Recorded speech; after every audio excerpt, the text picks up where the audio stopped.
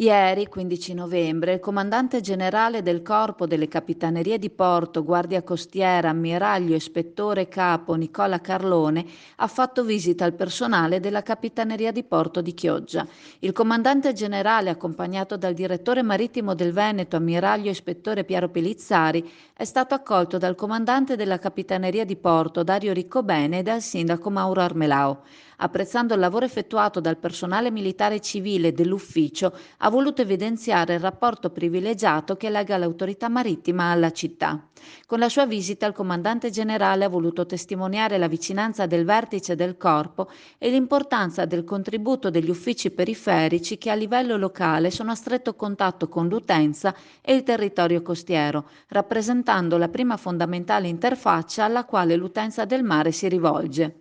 Il sindaco, assicurando la disponibilità dell'amministrazione comunale, ha ringraziato la Capitaneria di Porto per l'impegno messo in campo al fine di venire incontro alle esigenze della marineria locale nell'attività di controllo della costa, in ambito anche della tutela della sicurezza della navigazione e della vita umana in mare, ma anche nell'attenzione volta a incentivare le attività marittime, la crescita del porto e la valorizzazione del patrimonio costiero. Il comandante generale, dopo il consueto scambio di crest, ha siglato il libro d'onore della Capitaneria di Porto di Chioggia.